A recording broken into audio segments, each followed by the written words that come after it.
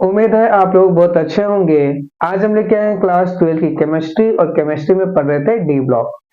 D block को मैंने जैसे कि आपको बताया था, डी ब्लॉक को हम दो पार्ट में कवर करेंगे, रिएक्शन वाला पार्ट अलग और थ्योरी वाला पार्ट अलग। पिछली वीडियो में रिएक्शन वाला पार्ट किया था, रिएक्शन वाला पार्ट में दो चार और रिएक्शन बच गए हैं, तो उस वाला रिएक्शन को हम इस वीडियो सीरीज में कंप्लीट करेंगे। ठीक है ठीक है, लास्ट में इस वीडियो सीरीज के लास्ट में दो चार रिएक्शन बच गए हैं उसको हम कंप्लीट करेंगे। ठीक है ठीक है। आज का जो वीडियो है मैक्सिमम क्वेश्चंस हम थ्योरी वाले करेंगे। देखो जैसे डी ब्लॉक बहुत इंपॉर्टेंट चैप्टर है, 7 से 8 नंबर के क्वेश्चंस आते हैं डी ब्लॉक से, थ्योरी प्लस रिएक्शन मिला के। तो थ्योरी रिएक्शन वाला पार्ट तो हो गया, नेक्स्ट हम बात करते हैं थ्योरी वाले। अब इस पे बेस्ड क्वेश्चंस कैसे आते हैं, बहुत अच्छे अच्छे और बहुत इजी सवाल बनते हैं, कॉन्सेप्चुअल सवाल बनते हैं। सबसे पहला सवाल क्या है कि zinc, cadmium, mercury are considered as D block elements but not at a transition element. Zinc, cadmium और मरकरी को हम डी ब्लॉक का एलिमेंट है लेकिन ये ट्रांजिशन एलिमेंट नहीं है। तो इसका रीजन क्या है, because they do not have partially field D orbitals. इनके पास कोई पार्शियली फिल्ड डी ऑर्बिटल्स नहीं होता, इनके पास कोई पार्शियली फिल्ड डी ऑर्बिटल्स नहीं होता है इन देयर एटॉमिक स्टेट और in common oxidation state, atomic state में और इनके कॉमन ऑक्सीडेशन स्टेट में। जैसे कि मैं आपको एक एग्जांपल लेकर समझाता हूँ। जैसे अपने पास ये जिंक है, जिंक कितने पे आता है, 30 नंबर पे आता है। तो इसका कन्फर्मेशन लिखोगे क्या लिखोगे, आर्गन 4s2 और 3d10। तो ये जो है कौन सा स्टेट है, ये एटॉमिक स्टेट है। क्या है भाई, एटॉमिक स्टेट है। क्या है, एटॉमिक स्टेट। ठीक है ठीक है। नेक्स्ट, अगर इसका कॉमन ऑक्सीडेशन स्टेट, जिंक का कॉमन ऑक्सीडेशन स्टेट क्या होता है, +2। तो दे सकते हो +2। इसका कन्फ्यूजन कितना होगा, s। सबसे पहले आउटर मोस्ट शेल से इलेक्ट्रॉन निकलता है, तो यहाँ से इलेक्ट्रॉन निकलेगा और ये क्या होगा 3d10। तो ये क्या है, कॉमन ऑक्सीडेशन स्टेट है ना, कॉमन ऑक्सीडेशन स्टेट बोलेंगे। अब देखो, जब एटॉमिक स्टेट में है तो डी इसका भरा हुआ है, और जब कॉमन स्टेट में है तब भी डी भरा हुआ है। तो डी पार्शियली फिल्ड नहीं है। अगर पार्शियली फिल्ड नहीं है तो क्या ट्रांजिशन एलिमेंट होगा, बिल्कुल नहीं होगा। ठीक है। इसलिए क्या होता है कि सेम टू सेम कहानी कैडमियम के साथ भी चलती है, सेम टू सेम कहानी मरकरी के साथ भी चलती है। ठीक है भाई ठीक है। नेक्स्ट अगला सवाल आता है कि अब देखो ट्रांजिशन एलिमेंट की बात कर रहे हैं, तो ट्रांजिशन एलिमेंट होता क्या है ना, what are the transition elements, right to characteristics of transition element. ये सवाल 2020 में आ रखा है। ठीक है, और ये सवाल 2019 का सवाल है। ठीक है, देख सकते हो। देखो सबसे पहले बता दें ट्रांजिशन एलिमेंट्स होते क्या है। तो एलिमेंट्स विच हैव इनकम्प्लीट, ऐसे एलिमेंट्स जिनका इनकम्प्लीटली फील्ड हो, क्या, d orbitals in their ground state, GS मतलब ग्राउंड स्टेट, और in any one of their oxidation state are called transition element. क्या बोलते हैं उनको हम, ट्रांजिशन एलिमेंट बोलते हैं। ऐसा वो सारे एलिमेंट जिनके पास क्या हो, इनकम्प्लीटली फील्ड डी ऑर्बिटल हो, उनके ग्राउंड स्टेट में या कोई कॉमन ऑक्सीजन स्टेट में, उसको क्या बोलते हैं हम लोग, ट्रांजिशन एलिमेंट। क्या बोलते हैं, ट्रांजिशन एलिमेंट। ठीक है भाई ठीक है। नेक्स्ट, इनकी कैरेक्टरिस्टिक्स क्या होती है, ये भी बहुत इंपॉर्टेंट है। ये क्या करते हैं, दे शो वेरिएबल ऑक्सीजन स्टेट। जो ट्रांजिशन एलिमेंट होते हैं ना, वो क्या करते हैं, वो वेरिएबल ऑक्सीडेशन स्टेट को शो करते हैं, पहली प्रॉपर्टी। दूसरी, they exhibit catalytic property. Transition element जो होते हैं एज हम उनको हम एज अ कैटलिस्ट यूज करते हैं। जैसे याद करो निकल, पीटी है ना, निकल, प्लेटिनम इनमें क्या यूज करते हैं हम लोग, कैटलिस्ट यूज करते हैं। और ये किस ब्लॉक में आते हैं, सारे डी ब्लॉक। किस में आते हैं, डी ब्लॉक में। बात समझ में आई। क्योंकि दो इंपॉर्टेंट कैरेक्टरिस्टिक्स है, दे शो वेरिएबल ऑक्सीजन स्टेट और दूसरा they exhibit catalytic property. Next तीसरा सवाल आपके सामने है, why is Cu+2 ion coloured. जो Cu+2 आयन होता है वो कलर्ड होता है, जबकि Zn+2 आयन कलरलेस होता है इन एक्वस सॉल्यूशन। तो इसका आंसर भी क्या हो सकता है, देखो Zn+2 आयन का आपने जब इलेक्ट्रॉनिक कन्फर्मेशन लिखा तो देख सकते हो इसका डी क्या है, कंप्लीटली फील्ड है। अगर डी कंप्लीटली फील्ड है तो इसमें कोई डी ट्रांजिशन नहीं होगा। ठीक है। तो Zn+2 ion has completely filled d subshell and no d transition. क्योंकि डी ट्रांजिशन करना है तो डी कंप्लीटली फील्ड नहीं होना चाहिए। ठीक है, पूरी तरह फील्ड होगा तो उसमें डी ट्रांजिशन नहीं होगा। तो no d transition is possible, so zinc salts are colourless. इसलिए क्या होते हैं, जिंक सॉल्ट्स क्या होते हैं, कलरलेस। जबकि मैं Cu+2 की बात करूं तो कॉपर का क्या होता है, आर्गन 4s1 और 3d क्या हो जाएगा, कॉपर 3d10। ठीक है, जबकि कॉपर +2 की बात करोगे तो ये आर्गन और ये 3d क्या हो जाएगा, 9 है ना, बिल्कुल। तो देख सकते हो यहाँ पे डी कंप्लीटली फील्ड नहीं है। अगर डी कंप्लीटली फील्ड नहीं है तो इसमें डी ट्रांजिशन हो सकता है, और जिसमें डी ट्रांजिशन हो सकता है वो क्या होगा, कलर होगा। इसलिए Cu+2 क्या होता है, Cu+2 आयन कलर होता है, क्योंकि two ion, Z plus two ion क्या होते हैं, कलरलेस होते हैं। क्या होते हैं, कलरलेस। बात समझ में आई? नोट करिए, अगला सवाल करते हैं। कोई दिक्कत? कोई दिक्कत नहीं। चलिए next question number 4। Question number 4 क्या कहता है? क्वेश्चन नंबर 4 कहता है calculate the spin only moment of CO plus two by writing the electronic configuration of CO and CO plus two. ठीक है, स्पिन ओनली मोमेंट का मतलब है मैग्नेटिक मोमेंट पूछे। क्या पूछा आपसे? Magnetic moment. क्या पूछा है भाई? Magnetic moment. तो मैग्नेटिक मोमेंट का तो पहले फॉर्मूला याद होना चाहिए। ये क्या होता है? Under root n into n plus two, और क्या होता है? बीएम। बीएम मतलब बोहर मैग्नेट्रॉन, और एन का मतलब क्या होता है? Number of unpaired electron. तो सीओ क्या है? कोबाल्ट। कोबाल्ट कितने पे आता है? 27 पे, है ना। Scandium, titanium, vanadium, chromium, manganese, iron और कोबाल्ट, ये 27 पे आ गया। कैलकुलेशन क्या होगा? आर्गन, फिर 4s2 और फिर ये 3d7। अपने को CO प्लस टू चाहिए। CO प्लस टू क्या हो जाएगा? आर्गन, और प्लस टू को मतलब ये चला गया, ये क्या बचेगा? 3d7। तो डी में कितने डब्बे होते हैं? 5। कितने होते हैं? 5। 1 2 3 4 5। इसमें कितने इलेक्ट्रॉन बने? 7। तो ये 7 इलेक्ट्रॉन भर दिया, 5 6 और 7। तो कितने अनपेड इलेक्ट्रॉन दिख रहे हैं? अनपेड इलेक्ट्रॉन कितने दिख रहे हैं भाई? 3। तो मैग्नेटिक मोमेंट कितना देगा? मैग्नेटिक मोमेंट को म्यू से दिखाते हैं। ठीक है, तो ये अंडर रूट 3 और 3 दूनी 3 प्लस 2 5 बीएम, है ना। और अंडर रूट 15 कितना? ये लगभग लगभग 3.87 बीएम आता है ना। अंडर रूट 16 कितना होता है? अंडर रूट 16 4 होता है, तो अंडर रूट 15 है, तो 3.87 के लगभग आता है। बात समझ में आई? कोई दिक्कत? कोई दिक्कत नहीं। ठीक है, ठीक है। चलो नेक्स्ट अगला सवाल देखो। चलिए next question number 5। Question number 5 कहता है, क्वेश्चन नंबर 5 कहता है calculate the number of unpaired electron in the following. Number of unpaired electron calculate करना है। देखो टाइटेनियम है, टाइटेनियम कितने पे आता है? 22 पे। तो कॉन्फ़िगरेशन क्या होगा इसका? आर्गन, 4s2 और 3d2, है ना। तो हमें टाइटेनियम पे +3 निकालना है। टाइटेनियम पे +3 क्या आ जाएगा? आर्गन, 2 यहाँ से और 1 यहाँ से निकाल दो, तो क्या आएगा? 3d1, है ना। इसमें डी में कितने डब्बे होते हैं? 5, और दे सकते हो 3d में, 3d में 5, 1 2 3 ये 5। इसमें एक इलेक्ट्रॉन भरना है, तो इसमें अनपेयर्ड इलेक्ट्रॉन कितने आ गए? इसमें अनपेयर्ड इलेक्ट्रॉन 1 आ गया। कितना आ गया? 1। कोई दिक्कत? कोई दिक्कत नहीं। बात समझ में आ रही है? आ रही है। उसी तरह देख सकते हो क्रोमियम है, क्रोमियम 24 पे आता है, तो कितना आ जाएगा? आर्गन, फिर 4s1 और 3d5। हमें क्या चाहिए? क्रोमियम पे +3। तो क्रोमियम +3 क्या आ जाएगा? आर्गन, 1 यहाँ से जाएगा और 2 यहाँ से जाएगा, तो 2 जाएगा, 3d क्या बचेगा? 3। और डी में कितने डब्बे होते हैं? 5। 1 2 3, 3 इलेक्ट्रॉन बने, 1 2 3। तो इसमें अनपेयर्ड इलेक्ट्रॉन कितने हैं भाई? 3 है। कितने हैं? 3। बात समझ में आ रही है? आ रही है। और आगे बोला है which one of the following is most stable in aqueous solution. कौन ज्यादा स्टेबल है? तो एक चीज मैं बताता हूँ आपको, आपने पढ़ा होगा डी ब्लॉक में, इसे डी डी डब्बा होता है ना। डी में कितने डब्बे होते हैं? 5। एक होता है DXY, YZ, DZX, और एक होता है DX2 Y2, और एक होता है DZ2। बात समझ में आ रही है? आ रही है। तो जो ये होता है DX DY DZ, इसको बोलते हैं T2G। क्या बोलते हैं? T2G। और इसको, इस दोनों को बोलते हैं EG। क्या बोलते हैं? EG। बात समझ में आ रही है? आ रही है। ये डी ब्लॉक में पढ़ा होगा जब आपने चैप्टर्स पढ़े होंगे। तो देख सकते हो यहाँ पे जो T2G है, ये T2G 3 डब्बा है ना ये साथ में, तो इसको क्या बोलते हैं? T2G, DXY, DYZ और DZX। तो T2G क्या है? इसमें हाफ फील्ड। क्या है? Half field. हाफ फील्ड है ना। क्या है? Half field. अगर ये हाफ फील्ड है तो ये ज्यादा स्टेबल होगा। Half T2G is half field, so Cr+3 is more stable. More stable.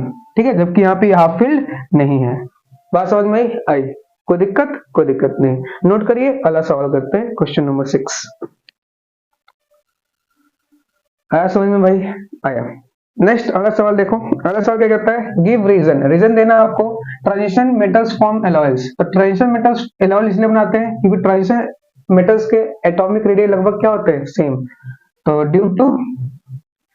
Due to same radii, answer क्या आ जाएगा? ड्यू टू सेम रेडियाई जो ट्रांजिशन मेटल्स होते हैं वो एलॉय का फॉर्मेशन करते हैं। दूसरा सवाल बहुत अच्छा सवाल है, कॉन्सेप्चुअल। ये क्या है कि Mn2O3 is basic whereas Mn2O7 is acidic. तो याद रखना, ऑक्सीडेशन स्टेट बढ़ेगा तो एसिडिक कैरेक्टर बढ़ता है, एसिडिक कैरेक्टर क्या होगा, बढ़ेगा, और बेसिक कैरेक्टर क्या होगा, घटेगा। यहाँ ऑक्सीडेशन स्टेट निकालोगे Mn प्लस Mn2 में, तो ये कितना आएगा देखो, Mn2O3, हमें Mn का निकालना है, तो 2x प्लस 3 दूनी -6 ओवरऑल 0, ये कितना रहेगा, x की वैल्यू आ जाएगी 3, कितनी रहेगी 3, यहाँ पे किसमें है, +3 में है, किसमें है, +3 में। जबकि इसका देखो, इसका क्या आ जाएगा, Mn2O7, तो ये 2x -14 = 0, तो x कितना रहेगा 7, ठीक है, +7। ऑक्सीडेशन स्टेट बढ़ रहा है, ऑक्सीडेशन स्टेट बढ़ेगा तो एसिडिक कैरेक्टर क्या होगा, बढ़ेगा, ठीक है। तो इसका रीजन क्या होगा, as oxidation character, oxidation number, oxidation state या ऑक्सीडेशन नंबर बोल लो, as oxidation state increases acidic character increases, और बेसिक कैरेक्टर क्या होता है, डिक्रीज करता है। कोई दिक्कत नहीं, नोट करो। क्वेश्चन नंबर 7 करते हैं। बात समझ में आई भाई, आई, ये मिटा दूं मैं, मिटा दीजिए, ये वाला पार्ट मिटा देता हूँ। अगला सवाल क्या है, बहुत ही अच्छा सवाल है। क्वेश्चन नंबर 7 क्या कहता है, question number 7, what is meant by disproportionation reaction, बहुत ही इंपॉर्टेंट। डिस्प्रोपोर्शनेशन रिएक्शन क्या होता है, reactions in which oxidation and reduction of same element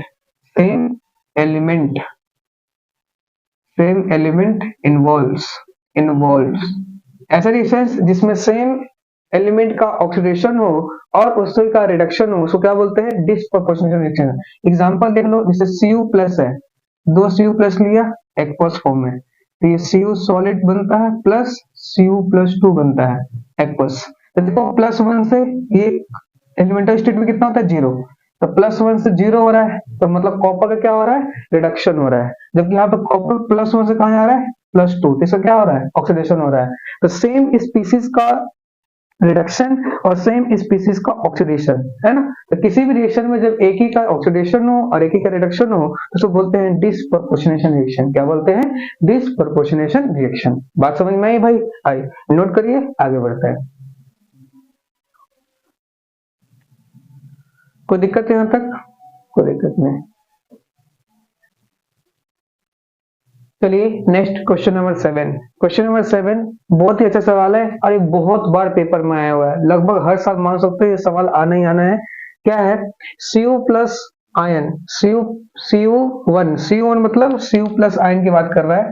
Cu+ ion is not known to exist in aqueous solution. तो Cu+ जो ion होता है वो aqueous solution में एग्जिस्ट नहीं करता, क्यों, तो इसका रीजन क्या है, इन एक्वा सॉल्यूशन के अंदर Cu+, जो ये Cu+ आयन है, Cu+ अंडरगोस डिस्प्रोपोर्शनेशन रिएक्शन। ये किस में चला जाता है, डिस्प्रोपोर्शनेशन रिएक्शन में चला जाता है, जब इसको हम एक्वस में डालते हैं, एक्वस मतलब पानी में डालते हैं, to form a more stable Cu+2 ion. तो जैसे हमने Cu+ आयन को हमने किस में डाला, पानी में डाला, किस में डाला, पानी में डाला, एक्वस में डाला, तो ये क्या बना लेता है, Cu+2 आयन, जो कि Cu+1 से जबकि Cu+2 क्या होता है, Cu+1 से क्या होता है, ज्यादा स्टेबल हो जाता है, क्या होता है, ज्यादा स्टेबल होता है, ठीक है। यही रीजन है कि Cu+ आयन को जब हम पानी में डालते हैं तो Cu+2 आयन बनता है, जो कि क्या होता है, ज्यादा स्टेबल होता है, इसलिए Cu+1 एक्वा सॉल्यूशन में एग्जिस्ट नहीं करता है। इसका रिएक्शन भी बहुत इंपॉर्टेंट है। ये देखो, ये डिस्प्रोपोर्शनल रिएक्शन का बहुत ही अच्छा एग्जांपल है कि Cu+ आयन को पानी में डाला, मतलब एक्वस में डाला, तो क्या बनेगा, इससे ज्यादा स्टेबल क्या बनता है, Cu+2, और साथ में क्या बनता है, Cu। अब देख सकते हो एक ही एलिमेंट का ऑक्सीडेशन हो रहा है और एक ही एलिमेंट का रिडक्शन हो रहा है, तो ये क्या बोलेगा, किस तरह का रिएक्शन है, ये डिस्प्रोपोर्शनेशन रिएक्शन है। क्या ये डिस्प्रोपोर्शनेशन रिएक्शन है। बात समझ में आई। Next question number 8। Question number 8 पूछा है, name a member of the lanthanoid series which is well known to exhibit +2 oxidation state. Lanthanoid का मेंबर बताना है। Name a member of the lanthanoid series which is, जो +2 oxidation state को क्या करता है, शो करता है ना, जो +2 ऑक्सीडेशन स्टेट को शो करता है। तो इसका आंसर क्या होगा, यूरोपियम। क्या, यूरोपियम। इसका सिंबल क्या होता है, EU। EU is not well to exhibit +2 oxidation state due to its half-filled F subshell. Europium जो होता है जब +2 ऑक्सीजन स्टेट में होता है तो इसका एफ सबशेल क्या होता है, half filled in +2 oxygen state. +2 oxygen state जब यूरोपियम गेन करता है, जब इस यूरोपियम पे +2 आता है तो इसका एफ सबशेल क्या हो जाता है, हाफ फिल्ड। क्या हो जाता है, हाफ फिल्ड। बात समझ में आई।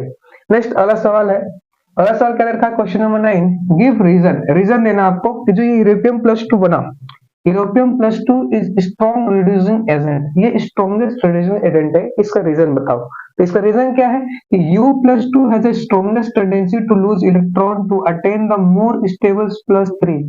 यूरोपियम, जैसे यूरोपियम है, यूरोपियम पे +2 और +3 है, तो इनमें इन दोनों में ज्यादा स्टेबल कौन होता है, +3 वाला। क्या, +3 वाला। ठीक है, इसी की वजह से यूरोपियम क्या होता है, एक स्ट्रॉन्गेस्ट रिड्यूसिंग एजेंट होता है। क्या होता है, strongest reducing agent. Reducing agent क्या होते हैं, जो दूसरे को रिड्यूस करे, खुद को क्या करे, ऑक्सीडाइज। तो देख सकते हो ये +2 से कहा आएगा +3, क्योंकि +3 क्या होता है, ज्यादा स्टेबल होता है। क्या होता है, ज्यादा स्टेबल होता है। तो किसी तरह काम करेगा, ये काम करेगा एज अ रिड्यूसिंग एजेंट, क्योंकि रिड्यूसिंग एजेंट क्या होते हैं, जो दूसरे को रिड्यूस करके खुद को क्या करते हैं, ऑक्सीडाइज। तो दूसरे को रिड्यूस करेगा और खुद को ऑक्सीडाइज करके कहां पहुंच जाएगा, U+3 में पहुंच जाएगा। तो U+3 has a strongest tendency to lose electron to attain the more stable +3 oxidation state of lanthanoid, hence it is a strongest reducing agent. बात समझ में आई। नेक्स्ट क्वेश्चन नंबर 10 देखो। क्वेश्चन नंबर 10 बहुत ही छोटा सवाल पूछा है, name a member of the lanthanoid series which is well known to exhibit +4 oxidation state. Lanthanoid series के वो सारे एलिमेंट बताओ जो +4 ऑक्सीडेशन स्टेट शो करते हैं। तो याद रखना, एक तो 58, 59 दोनों साथ में, और 65 और 66, इनका symbol cerium, Pr, Tb, Dy। ठीक है, ठीक है, तो ये याद रखना आपको। ये सवाल भी पहले प्रीवियस, जितने भी सवाल करा रहा हूँ सारे सवाल प्रीवियस में पूछे गए सवाल है। ठीक है, ठीक है, नोट करो, आगे बढ़ते हैं। कोई दिक्कत, कोई दिक्कत नहीं। चलिए next question number 11। Question number 11 कहता है, क्वेश्चन नंबर 11 कहता है, three difference between lanthanoid and actinoids. Lanthanoids और एक्टिनॉइड्स के बीच में 3 डिफरेंस बताओ। सबसे पहला डिफरेंस क्या होगा, द लैंथेनॉइड और एक्टिनॉइड्स। लैंथेनॉइड्स दे शो +2, ये होगा, दे show +2 and +4 oxidation state in few case besides +3। ठीक है, ठीक है, आया समझ में आया। +2 और +3 ऑक्सीडेशन स्टेट शो करते हैं। ठीक है, नेक्स्ट फ्यू केस में, हर एक केस में नहीं, फ्यू केस में +2 और +4 शो करते हैं। ठीक है, ठीक है। Next actinoids they show higher oxidation state of +4, +5, +6 and +7 besides +3। ठीक है भाई, ठीक है। दूसरा डिफरेंस क्या है, दे डू नॉट फॉर्म ऑक्सोकेटाइंस। ये ऑक्सोकेटाइंस नहीं बनाते हैं। ऑक्सोकेटाइंस मतलब ऐसे केटाइन जिनमें ऑक्सीजन हो, उसको बोलते हैं ऑक्सोकेटाइंस। क्या बोलते हैं, oxocations. Actinoids they form oxocations like UO2 पे +2, PuO2 पे +2, UO2 पे प्लस। ऑक्सोकेटाइंस मतलब क्या होता है, ऐसे केटाइंस जिसमें ऑक्सीजन हो, उसको बोलते हैं ऑक्सोकेटाइंस। तो ये ऑक्सोकेटाइंस नहीं बनाते, जबकि ये ऑक्सोकेटाइंस बनाते हैं। कुछ इसके एग्जांपल आपके सामने लिख रखा है। ठीक है भाई, ठीक है। Next, it compound less basic. It compounds less basic. जो लैंथेनॉइड के कंपाउंड्स होते हैं वो क्या होते हैं, लेस बेसिक होते हैं, जबकि जो एक्टिनॉइड्स के कंपाउंड्स होते हैं वो क्या होते हैं, मोर बेसिक होते हैं। क्या होते हैं, मोर बेसिक होते हैं। बात समझ में आई भाई, आई। नेक्स्ट क्वेश्चन नंबर 12 देखो। क्वेश्चन नंबर 12 कहता है, calculate number of unpaired electron. Vanadium है, स्कैंडियम, टाइटेनियम, वैनेडियम 23 पे आता है, बिल्कुल। तो 23 पे आता है, कन्फर्मेशन कितना आ जाएगा, आर्गन 4s2 और 3d3 है ना, बिल्कुल। तब B+3 का निकालना है, तो 3 इलेक्ट्रॉन निकालूं। 3 इलेक्ट्रॉन कैसे निकालूंगा, सबसे पहले आउटर मोस्ट से निकालते हैं। आउटर मोस्ट से सबसे पहले इलेक्ट्रॉन निकालते हैं, बिल्कुल। एक मिनट रुक जाओ, ये रहा, एक मिनट रुक जाओ। आउटर मोस्ट से निकालेंगे तो 2 इलेक्ट्रॉन यहाँ से, 1 इलेक्ट्रॉन यहाँ से, तो क्या आ जाएगा, आर्गन। और 1 इलेक्ट्रॉन यहाँ से निकाला तो 3d2 हो जाएगा। अब डी में 5 डब्बे होते हैं, 1 2 3 4 5, 2 इलेक्ट्रॉन बनने हैं। इसमें अनपेयर्ड इलेक्ट्रॉन कितने हैं, अनपेयर्ड इलेक्ट्रॉन 2। कितने हैं, 2। बात समझ में आई। नेक्स्ट अगला है टाइटेनियम। तो स्कैंडियम टाइटेनियम 22 पे आता है, बिल्कुल। तो आर्गन 4s2 और 3d2 +3। टाइटेनियम क्या है, +3, तो क्या हो जाएगा, आर्गन, ये 2 यहाँ से, 1 यहाँ से, 3d1। तो डी में कितने डब्बे होते हैं, 5। है ना, एक। इसमें अनपेड इलेक्ट्रॉन कितने दिख रहे हैं इसमें, एक। कितने आ जाएंगे, एक। कोई दिक्कत नहीं। नेक्स्ट अगला सवाल, क्वेश्चन नंबर 13। क्वेश्चन नंबर 13 क्या पूछा है, विच is the most common oxidation state in lanthanoids. Lanthanoids में मोस्ट कॉमन ऑक्सीडेशन स्टेट कौन सा है, दे सकते हो, बिसाइड्स क्या लेंगे 3। तो इसका आंसर क्या होगा, +3 is most common oxidation state. बात समझ में आई भाई, आई नोट करिए, अगला सवाल करते हैं। 14, क्वेश्चन नंबर 14, ये 2020 में आया हुआ सवाल है, 2020 में आया हुआ सवाल है। सवाल क्या है, what is the effect of pH on the solution of K2Cr2O7। K2Cr2O7 मतलब पोटेशियम डाइक्रोमेट, ठीक है। पीएच का पोटेशियम डाइक्रोमेट पे क्या इफेक्ट होगा।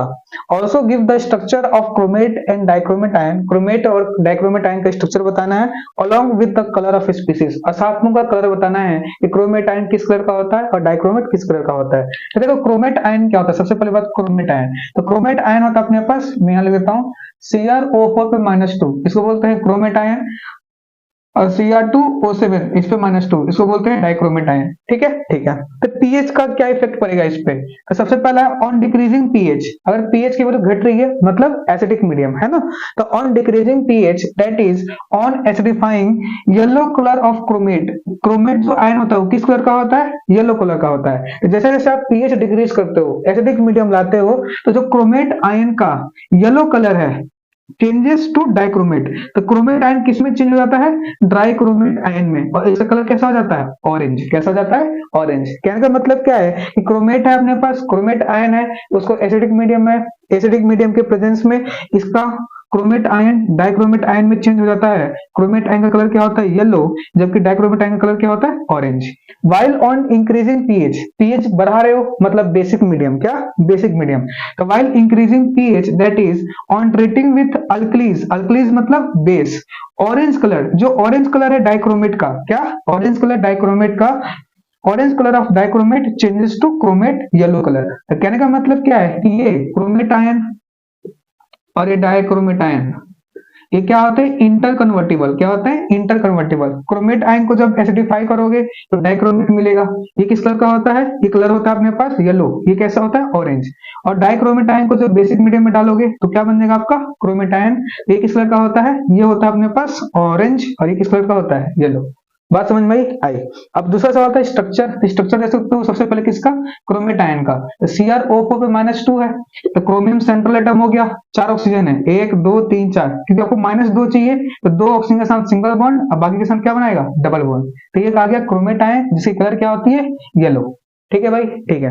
नेक्स्ट डाइक्रोमेट आयन है। डाइक्रोमेट आयन का फॉर्मूला क्या होता है, Cr2O7, 2 क्रोमियम है, 7 ऑक्सीजन है, तो 1 ऑक्सीजन इनके बीच में आएगा। बाकी देख सकते हो इसका स्ट्रक्चर, ये क्या बन जाएगा, डाइक्रोमेट आयन, और इसकी स्ट्रक्चर, इसका कलर क्या होता है, ऑरेंज कलर का होता है। कैसा होता है, ऑरेंज कलर का। बात समझ में आई। नोट करिए, अगला सवाल करते हैं, क्वेश्चन नंबर 15। कोई दिक्कत इसमें, कोई दिक्कत नहीं, मिटा दो, मिटा दीजिए। नेक्स्ट क्वेश्चन नंबर 15 देखो, क्वेश्चन नंबर 15 क्या कहता है, क्वेश्चन नंबर 15 कहता है the electronic configuration of cerium. C मतलब सीरियम दे रखा है, सीरियम का इलेक्ट्रॉनिक कॉन्फ़िगरेशन दे रखा है, कितना दे रखा है आपको, xenon 4f1 और 5d1 और 6s2, है ना, 58 पाता है सीरियम। और क्या बोल रखा है, calculate the spin only magnetic moment. Spin only magnetic moment मतलब म्यू पूछा आपसे, क्या पूछा है, म्यू। म्यू कैसे निकालते हैं, √n into n+2bm। ठीक है भाई, ठीक है। किसका पूछा है, सीरियम +3 का। +3 मतलब 3 इलेक्ट्रॉन निकालना है, और इलेक्ट्रॉन सबसे पहले कहां से निकालते हैं, आउटर मोस्ट शेल से। आउटर मोस्ट शेल 6 है, यहाँ से 2 इलेक्ट्रॉन निकाल दो। उसके बाद 5d है, यहाँ से 1 इलेक्ट्रॉन निकाल दो। तो इसका कॉन्फ़िगरेशन क्या हो जाएगा, सीरियम xenon और 4f1। f में कितने डब्बे होते हैं, f में 7 डब्बे होते हैं, 1 2 3 4 5 6 और ये 7। इसमें कितने इलेक्ट्रॉन भरना है, 1 ही इलेक्ट्रॉन भरना है। तो अनपेयर्ड इलेक्ट्रॉन कितने दिख रहे हैं आपको, 1। तो अनपेयर्ड इलेक्ट्रॉन कितना आ गया, 1। तो म्यू की वैल्यू √1 into 1+2bm। 1+2, 2 प्लस से कितना होता है, 3, तो ये √3bm आ जाएगा। और √3 की वैल्यू कितनी होती है, 1.73 bm। ये आ गया इसका आंसर। ये सवाल 2023 में आया हुआ सवाल। कोई दिक्कत, कोई दिक्कत नहीं। बात समझ में आई भाई, आई। नोट करिए, अगला क्वेश्चन करते हैं, कर लिया नोट। कर लिया। चलिए next question number 16। Question number 16 क्या कहता है? क्वेश्चन नंबर 16 कहता है right the preparation of the following. ये सवाल 2020 में आ रखा है। प्रिपरेशन लिखना है किसका? Na2Cr2O7 sodium dichromate from sodium chromate से Na2Cr O4। तो सोडियम क्रोमेट है, सोडियम क्रोमेट से हमें सोडियम डाइक्रोमेट बनाना है, उसका प्रिपरेशन करना है। दूसरा है K2MnO4 पोटेशियम परमैंगनेट से परमैंगनेट फ्रॉम MnO2। MnO2 बोलते हैं पायरोलोसाइट ओर। क्या बोलते हैं? पायरोलोसाइट। क्या बोलते हैं? पायरोलूसाइट। ठीक है, तो पायरोलूसाइट से हमें क्या बनाना है? पोटेशियम परमैंगनेट बनाना है। तो कैसे बनाएंगे? देखो सोडियम क्रोमेट था, बिल्कुल, तो सोडियम क्रोमेट को क्या करेंगे? एसिडिक मीडियम में रिएक्शन कराएंगे। क्या कराएंगे? एसिडिक मीडियम में रिएक्शन। जैसे मैंने H2SO4 ले लिया, ये क्या है? एसिड। जब मैं सोडियम क्रोमेट, अभी मैंने बताया था आपको कि क्रोमेट आयन जो होता है, ये क्रोमेट आयन होता है, जब ये एसिड के मीडियम में किसमें जाता है? Cr2O7 पे -2 में जाता है ना? ये येलो होता है, जबकि ये कैसा होता है? ऑरेंज होता है ना? तो जब सोडियम क्रोमेट को एसिडिक मीडियम के प्रेजेंस में लाते हैं तो क्या बनता है? Sodium dichromate. क्या बनता है? Sodium dichromate. साथ में क्या बनता है? सोडियम सल्फेट, और साथ में क्या निकलता है? वाटर। बहुत ही इंपॉर्टेंट रिएक्शन है ये। रिएक्शन आपको याद होना चाहिए। ये रिएक्शन डायरेक्ट भी पूछ सकता है और इनडायरेक्ट भी आपसे पूछ सकता है। ठीक है, ठीक है। नेक्स्ट अपने पास MnO2 से बनाना है K2MnO4। तो क्या ले लो? पायरोलोसाइट और ले लो, साथ में एक अल्कली ले लो। अल्कली मतलब बेस ले लो। सोडियम हाइड्रोक्साइड ले सकते हो या पोटेशियम हाइड्रोक्साइड ले लो। साथ में ऑक्सीजन के साथ इसको क्या कर दो? हीट कर दो। क्या कर दो? हीट करने के बाद ये क्या बन जाएगा आपका?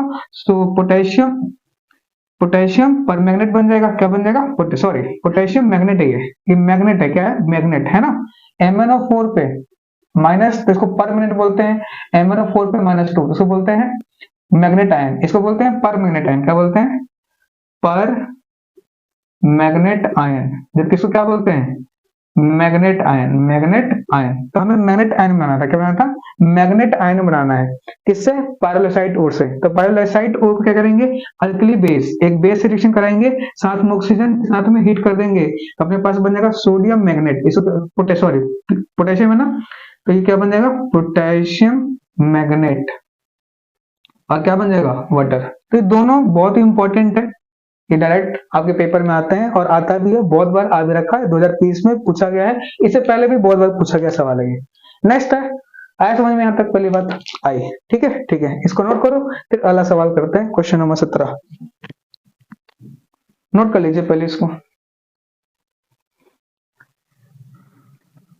कर लिया नोट? कर लिया, चलो मिटा दो, मिटा दीजिए। नेक्स्ट क्वेश्चन नंबर 17 क्या कहता है? Question number following ions are given. कुछ आयंस दे रखे हैं आपको। Identify the ions which is strongest reducing agent. ऐसा का मतलब क्या है? Strongest reducing agent. तो सबसे पहले स्ट्रॉन्गेस्ट रिड्यूसिंग एजेंट, तो सबसे पहले मतलब समझो रिड्यूसिंग एजेंट का। रिड्यूसिंग एजेंट, रिड्यूसिंग एजेंट होता क्या है? तो देखो रिड्यूसिंग एजेंट क्या होता है? रिड्यूसिंग एजेंट का मतलब होता है क्या? कि reduce other and oxidized itself जो दूसरे को रिड्यूस कर दे और खुद को क्या कर ले? ऑक्सीडाइज। ठीक है, ठीक है। जैसे क्रोमियम+2 है, क्रोमियम+2 देखो इसका आंसर क्या होगा? Cr+2। और ये Cr+2 क्यों होगा? इसका रीजन भी बताना है। तो कैसे बताएंगे? जरा ध्यान दो। क्रोमियम होता है 24 पे आता है, कॉन्फ़िगरेशन कितना होता है? Argon 4s1 3d5। हमें क्रोमियम+2 की बात कर रहे हैं, 2 इलेक्ट्रॉन निकालना है। तो सबसे पहले आउटर मोस्ट से निकालेंगे, 1 इलेक्ट्रॉन यहाँ से निकालेंगे 3d4। अब ध्यान दो, अगर रिड्यूसिंग एजेंट है तो दूसरे को रिड्यूस करेगा, खुद को ऑक्सीडाइज करेगा। क्या करेगा? खुद को ऑक्सीडाइज करेगा। ऑक्सीडाइज का मतलब क्या होता है? ऑक्सीडेशन का मतलब होता है अपने ऑक्सीडेशन स्टेट को बढ़ाएगा। अभी ऑक्सीडेशन स्टेट कितना है इसका? +2। जब ये +3 पे जाएगा तो इसका कॉन्फ़िगरेशन कितना हो जाएगा? आर्गन और 3d3, है ना? तो देख सकते हो कि क्या है? Half filled. क्या है? Half filled. जबकि ये हाफ फिल्ड नहीं है। 3d3 क्या होता है? Half filled. क्या होता है? हाफ फिल्ड होता है ना? बिल्कुल, क्योंकि ये हाफ फिल्ड नहीं है। तो +2 से ज्यादा स्टेबल क्रोमियम पे क्या होता है? +3। क्रोमियम पे +2 से ज्यादा स्टेबल क्या होता है? +3, क्योंकि इसमें कॉन्फ़िगरेशन क्या होता है? हाफ फिल्ड स्टेबल होता है। क्या होता है? हाफ फिल्ड स्टेबल होता है। इसी वजह से क्रोमियम+2 किसी तरह काम करेगा? स्ट्रॉन्गेस्ट रिड्यूसिंग एजेंट की तरह, ताकि दूसरे को रिड्यूस कर ले और खुद का क्या कर ले? ऑक्सीडाइज। क्योंकि खुद का ऑक्सीडाइज करेगा, इसका ऑक्सीडेशन स्टेट +2 से क्या हो जाएगा? +3, और ये ज्यादा स्टेबल हो जाएगा। बात समझ में आई आई तो ये इसका आंसर है। इसका आंसर क्या है? Cr+2। रीजन समझ में आया? बिल्कुल। कोई दिक्कत नहीं। नोट करो, सेकंड पार्ट बताना है। अनस्टेबल इन एक्वस सॉल्यूशन, इनमें से कौन सा आयन एक्वस सॉल्यूशन में अनस्टेबल होता है? ये 2020 में आया हुआ सवाल है, बहुत अच्छा सवाल है। बताना आपको कौन सा अनस्टेबल होता है एक्वस सॉल्यूशन में। इसको नोट करो, उसका सेकंड पार्ट करते हैं इसका। कोई दिक्कत नहीं। नेक्स्ट सेकंड पार्ट देखो, कौन सा अनस्टेबल है? तो अनस्टेबल कैसे बताओगे आप? तो आपको एक Cu+, आपको पता है Cu+ को, कॉपर प्लस को जब एक्वस में डालते हो तो कॉपर सॉलिड बनता है, और प्लस कॉपर +2 क्या बनता है? एक्वस बनता है। तो Cu+ अपने आप ये क्या कौन सा रिएक्शन है? डिसप्रपोर्शनेशन रिएक्शन है। ठीक है, तो जैसे ही कॉपर Cu+ को एक्वस में डालोगे, एक्वस सॉल्यूशन में ये अनस्टेबल होता है। Cu+2 अपने आप को किसमें कन्वर्ट कर लेता है? Cu में, और साथ में Cu+2 में। ठीक है ठीक है, तो इसका एक्वस सॉल्यूशन, तो इसका आंसर क्या हो जाएगा? Cu+। तीसरा है स्ट्रॉन्गेस्ट ऑक्सीडाइजिंग एजेंट, इनमें से सबसे स्ट्रॉन्गेस्ट ऑक्सीडाइजिंग एजेंट कौन सा है ना? तो इसका आंसर क्या होगा? तीसरे का आंसर वो है Mn+3। क्यों? सबसे पहले ऑक्सीडाइजिंग एजेंट क्या होता है? ऑक्सीडाइज अदर और रिड्यूस इटसेल्फ, है ना? तो Mn है, Mn कितने पाता है? 25 पे, तो क्या होगा? Argon 4:3d5। Mn+3 का मतलब क्या हुआ? Mn+3 का मतलब 3 इलेक्ट्रॉन निकालना है, 2 इलेक्ट्रॉन यहाँ से, 1 इलेक्ट्रॉन यहाँ से, तो 3d4। जब खुद को रिड्यूस करेगा, ध्यान दो, जब Mn+ खुद को रिड्यूस करेगा, रिड्यूस मतलब ऑक्सीडेशन स्टेट घटेगा, तो मान लो Mn+3 से Mn+2 हो गया, इसका कॉन्फिगरेशन क्या बनेगा? आर्गन और 3d3, है ना? बिल्कुल। तो +3 से जैसे +2 आएगा, +3 से +2 कब आएगा? जब Mn+3 का क्या होगा? ऑक्सीडेशन की रिडक्शन। तो ये क्या है? हाफ फील्ड है। क्या है?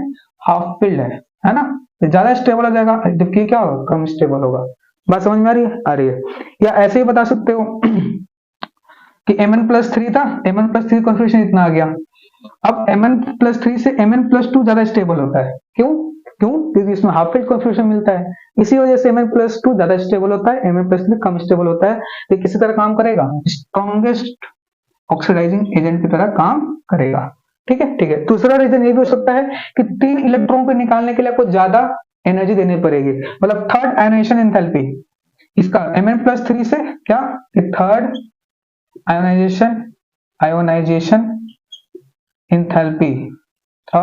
Enthalpy is very high. ये क्या होता है? बहुत ज्यादा हाई होता है। बात समझ में आई? कोई दिक्कत नहीं। नोट करिए, आगे बढ़ते हैं।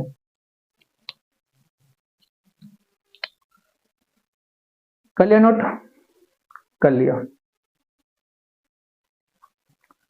चलिए next question number 18। Question number 18 बहुत ही अच्छा सवाल है, एनसीईआरटी का क्वेश्चन है, और ये क्वेश्चन ऑलरेडी 2015 में आ रखा है बोर्ड में, और इस तरह क्वेश्चन बहुत आते हैं पेपर में।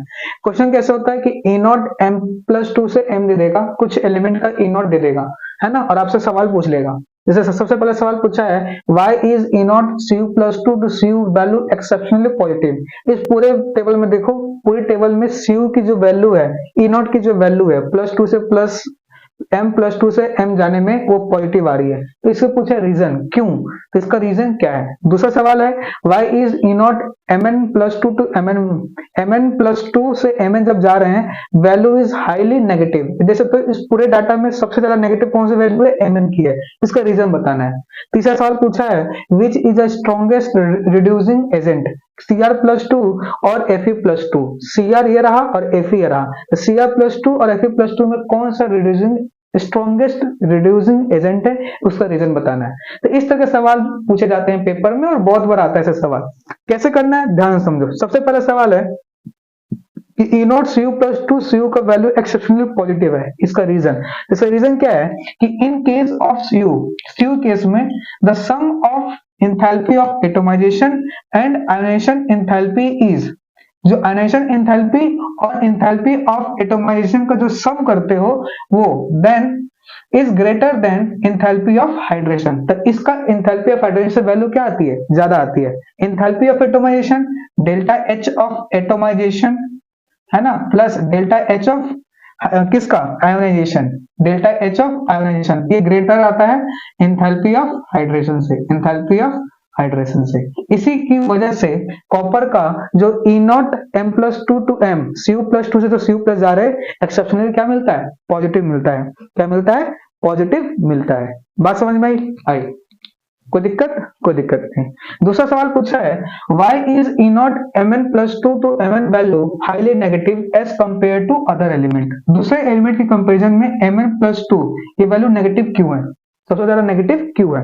तो रीजन है कि जो M N plus two ion has stable configuration, M N plus two का जब इलेक्ट्रॉनिक कॉन्फ़िगरेशन लिखोगे, एम एन क्या होता है, 25 पे आता है, तो ये आर्गन 4s2 और 3d5, और एम एन प्लस टू में निकालोगे तो क्या होगा, आर्गन, और ये क्या रहेगा अपने पास, प्लस टू में कर दिया, ये 3d5, और ये क्या है, हाफ फील्ड है, क्या है, हाफ फील्ड। तो Mn plus two ion has stable half field d5 electronic configuration, its ionisation enthalpy value is lower in comparison of hydration enthalpy, ठीक है, क्योंकि Mn प्लस टू एक स्टेबल कॉन्फ़िगरेशन है, तो जो इसकी आयनेशन एंथैल्पी की वैल्यू आती है वो लोअर आती है, कम आती है कंपैरिजन ऑफ हाइड्रेशन एंथैल्पी के कंपैरिजन में। बात समझ में आई? कोई दिक्कत, कोई दिक्कत नहीं। नेक्स्ट तीसरा सवाल पूछा क्या कि which is the strongest reducing agent, Cr plus two और Fe प्लस टू, तो स्ट्रॉन्गेस्ट रिड्यूसिंग एजेंट कौन सा है, Cr प्लस टू और Fe प्लस टू में, तो Cr plus two is easily oxidise to Cr plus three, तो जो Cr प्लस टू होता है वो इजिली ऑक्सीडाइज होता है Cr प्लस थ्री में, जबकि Fe plus two can not easily oxidise Fe plus three. Reason क्या है कि देख सकते हो क्रोमियम का जो ईएमएफ की वैल्यू है और कॉपर की ईएमएफ की, सॉरी आयरन की ये वैल्यू है, तो इन दोनों में ज्यादा नेगेटिव कौन सी वैल्यू है, क्रोमियम की। अगर क्रोमियम की वैल्यू ई नॉट की वैल्यू ज्यादा नेगेटिव है तो जल्दी क्या हो जाएगा, ये क्या होगा, स्ट्रॉन्गेस्ट रिड्यूसिंग एजेंट होगा। रिड्यूसिंग एजेंट मतलब दूसरे को रिड्यूस करके खुद क्या चाहेगा, ऑक्सीडाइज होने के लिए। तो अगर ई नॉट की वैल्यू ज्यादा नेगेटिव है तो उसका क्या होता है, वो ऑक्सीडाइज होता है, क्या होता है, ऑक्सीडाइज, मतलब दूसरे को ऑक्सीडाइज करेगा, उसका वो क्या होता है, ज्यादा रिड्यूसिंग, स्ट्रॉन्गेस्ट रिड्यूसिंग एजेंट होता है। ऐसे याद रख सकते हो कि जिसका ई नॉट की वैल्यू ज्यादा नेगेटिव आती है वो एक स्ट्रॉन्गेस्ट रिड्यूसिंग एजेंट होता है। तो Cr ये कैसा है, स्ट्रॉन्गेस्ट रिड्यूसिंग एजेंट, जबकि ये क्या है, कम होगा, ये जल्दी से Fe प्लस टू से Fe प्लस थ्री नहीं जाएगा, कैन नॉट ऑक्साइड इजिली। बात समझ में आई? नोट करिए, अगला सवाल करते हैं। क्लियर है भाई? क्लियर है।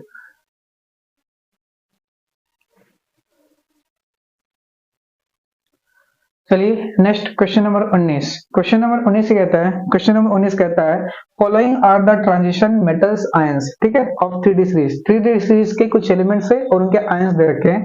Which ion is most stable in aqueous solution and why, कौन सा आयन, इनमें से कौन सा आयन एक्वस सॉल्यूशन में ज्यादा स्टेबल है और क्यों? ये सवाल 2021 में आ रखा है। देखो तो सबसे ज्यादा स्टेबल आयन है Cr+3, पहले क्वेश्चन का आंसर क्या है, Cr+3, ठीक है। क्यों? तो देखो क्रोमियम 24 पे आता है, कॉन्फ़िगरेशन कितना होगा, आर्गन 4s1 और 3d क्या होता है 5। अब Cr+3 देखोगे, Cr+3 तो क्या हो जाएगा, आर्गन 3 मतलब इलेक्ट्रॉन यहाँ से 2 इलेक्ट्रॉन यहाँ से, तो क्या बन जाएगा 3d3, क्या हो जाएगा 3d3। तो आपको पता है डी में 5 डब्बे होते हैं, 1 2 3 4 और 1 2 3 4, डी में dxy dyz dzx dx square y square और ये dz स्क्वायर है ना। इसमें दो पार्ट होता है, एक होता है T2g, एक होता है Eg, है ना, पढ़ा होगा जब आपने पढ़ाया हुआ टीचर ने आपको। T2g क्या होता है, जिसमें 3 डब्बे आते हैं, और Eg क्या होता है, जिसमें 2 डब्बे आते हैं। दो कौन से आएंगे, dx स्क्वायर वाई स्क्वायर और dz स्क्वायर, जबकि इसमें कौन आएंगे, dxy dyz और dzx। बात समझ में आ रही है? तो देख सकते हो यहाँ पे जो D है, यहाँ डी मतलब D3 मतलब T2g, यहाँ पे T2g का होल 3 क्या है, हाफ फील्ड है, क्या है, हाफ फील्ड है, क्या है, हाफ फील्ड है, क्या है, हाफ फील्ड। तो ठीक है। तो विच ion is most stable in aqueous solution, तो एक्वस सॉल्यूशन ज्यादा स्टेबल आयन कौन सा है, क्रोमियम+3 है। क्यों? रीजन, इसका रीजन क्या है, reason T2g is half field. बात समझ में आई? कोई दिक्कत नहीं, ठीक है ठीक है। दूसरा सवाल क्या बोला है, which ion is strongest oxidising agent and why. इनमें से कौन सा स्ट्रॉन्गेस्ट ऑक्सीडाइजिंग एजेंट है। तो ऑक्सीडाइजिंग एजेंट क्या होता है, दूसरा सवाल मैं यहाँ कर रहा हूँ। ऑक्सीडाइजिंग एजेंट दूसरे को ऑक्सीडाइज करे, ऑक्सीडाइज्ड अदर और रिड्यूस्ड इटसेल्फ। जो दूसरे को ऑक्सीडाइज कर दे और खुद को क्या कर ले, रिड्यूस कर ले, तो क्या बोलते हैं, ऑक्सीडाइजिंग एजेंट। तो देख सकते हो Mn+3 कॉन्फ़िगरेशन लिखोगे क्या आएगा, आर्गन। Mn कॉन्फ़िगरेशन कितना होता है Mn का, आर्गन 4s1 और 3d5 प्लस 3 का क्या हो जाएगा, +3 का हो जाएगा आर्गन और 3d क्या हो जाएगा +3, और +3 का मतलब क्या हो जाएगा, देखो +3 आर्गन 3, एक इलेक्ट्रॉन यहाँ से निकालोगे, 2 इलेक्ट्रॉन यहाँ से, 3d क्या बन जाएगा 4, क्या बन जाएगा 3d4, ठीक है ठीक है। अब ऑक्सीडाइजिंग एजेंट क्या होता है, जो दूसरे को ऑक्सीडाइज करे खुद को क्या कहला, रिड्यूस। तो Mn+3 से अपने आप को जब रिड्यूस करेगा तो कहां पहुंचेगा, Mn+2 में, और Mn+2 का कॉन्फ़िगरेशन कितना होगा, आर्गन और 3d3, और ये क्या है, हाफ फिल्ड। क्या है, हाफ फिल्ड। क्या है, हाफ फिल्ड। क्यों हाफ फिल्ड है, इसका T2G D3 क्या होता है, D3 मतलब T2G 3 is half filled, half field configuration, half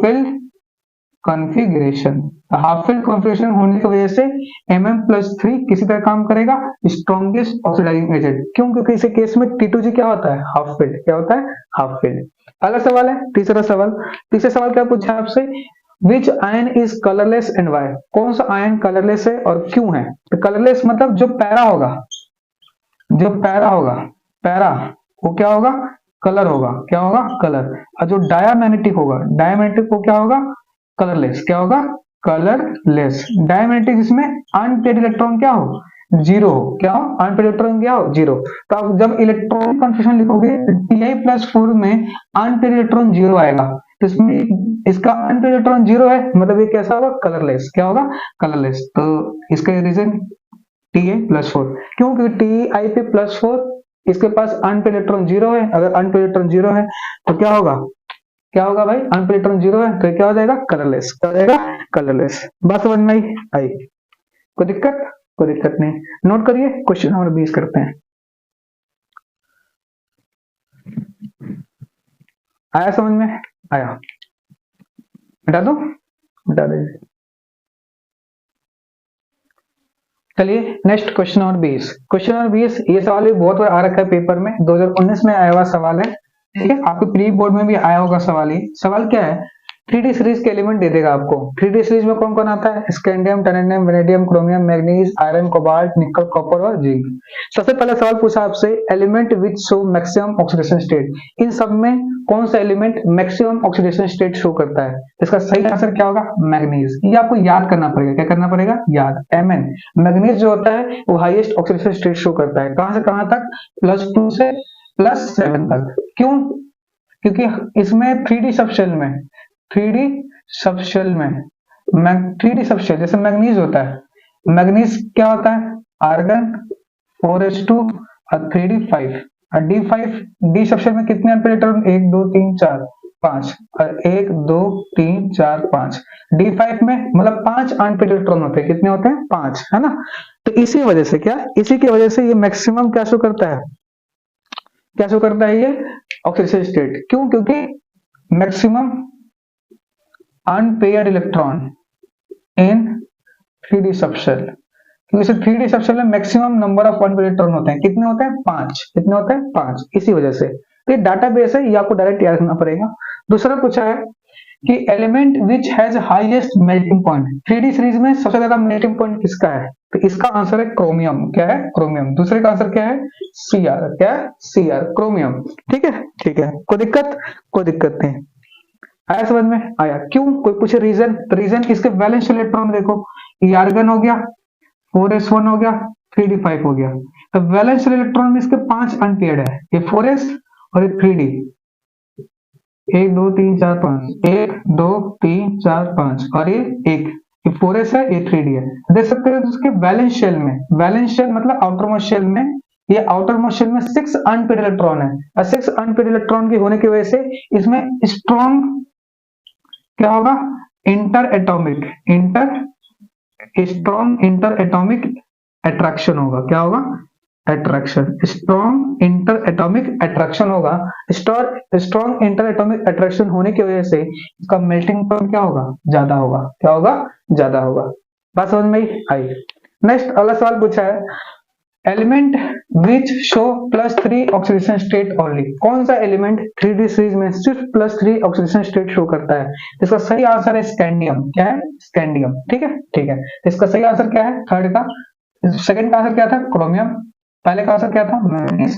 third का आंसर क्या है? स्कैंडियम। स्कैंडियम सिर्फ +3 शो करता है।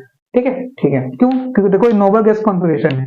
स्कैंडियम 21 पार्ट है ना, आर्गन 4s2 3d1। और जब स्कैंडियम +3 होगा तो 3 इलेक्ट्रॉन निकाल देगा ये, तो क्या नोबल गैस कॉन्फ़िगरेशन हो जाएगा।